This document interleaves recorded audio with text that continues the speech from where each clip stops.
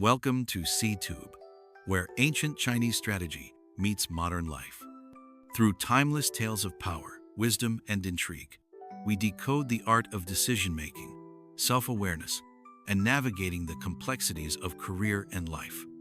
Let history be your greatest teacher. In today's story, we journey back to the turbulent years of the late Eastern Han, where a visiting gentleman and an unsuspecting host crossed paths in a meeting that could have ended in blood. More than just a tale of court intrigue and hidden blades, this is a story about the rare skill of reading intent from the smallest signs. Let's step into the moment and see what it reveals about us today. Part 1. The Hidden Threat. Cao Cao's ambition was nothing less than ruling the entire realm. Yet one figure stood in his way as a constant, gnawing threat: Liu Bei. To unify the land, Cao Cao would have to eliminate not only Liu Bei, but also Sun Quan. But this was far from easy. Sun Quan controlled the natural barrier of the Yangtze River, commanded a wealthy and resource-rich land, and maintained a well-fed, well-armed army. At the Battle of Red Cliffs, Cao Cao's mighty force of 830,000 men had been reduced to ashes by a single inferno, a humiliating and costly defeat. Liu Bei, for his part, had the legendary 5 Tiger generals and the brilliant strategist Zhuge Liang, making him equally dangerous to confront head-on. So Cao Cao turned to a different plan. One day, a visitor arrived to see Liu Bei.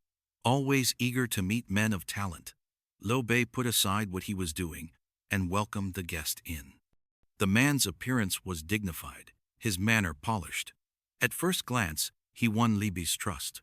As they spoke, the visitor's eloquence and sharp insights impressed Liu Bei even further. His views on the fate of the empire aligned perfectly with Liu Bei's own. The conversation deepened, and the guest edged closer and closer to Liu Bei. His eyes began to glint strangely, and his hand slipped into his robe. Just then, a voice called from outside. "My lord, the strategist requests an audience." Part 2.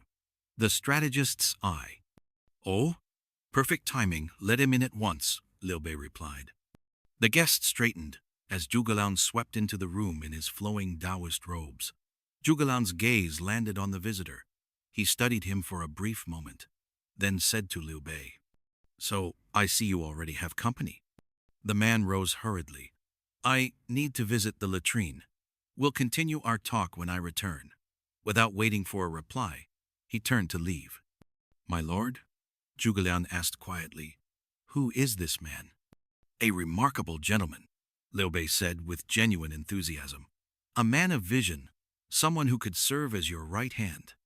"In my view," Zhuge Liang said calmly, "he is no gentleman, but an assassin. And he is not going to the latrine, he's escaping." "An assassin?"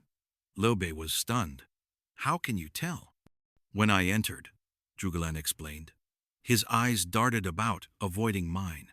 His gaze fell low, but carried the sharpness of a killing intent. I have no doubt Cao Cao sent him. Liu Bei's face darkened. That explains why his eyes felt off to me. He immediately ordered his men to give chase, but by the time they reached the courtyard, the would-be assassin had already scaled the wall and vanished. Now, let's break it down into the key takeaways you won't want to forget. Wisdom comes in many forms, and among them, the ability to judge others accurately may be one of the most valuable. In dealing with people, the first step is to uncover their true intentions, to decide whether they are trustworthy, capable, or worth relying on. When information is scarce and the other party reveals little, you must rely on subtle details and small incidents to guide your judgment.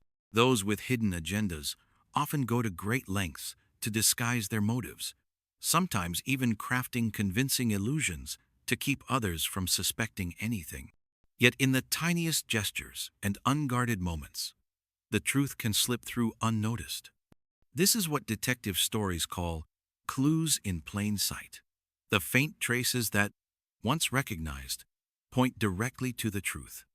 In the story, The would-be assassin presented himself as an admirer, flattering his target and echoing his views. This naturally pleased his host, for flattery is a universal weakness, a pleasure that can cloud judgment. With his guard lowered, the host was already walking into the trap.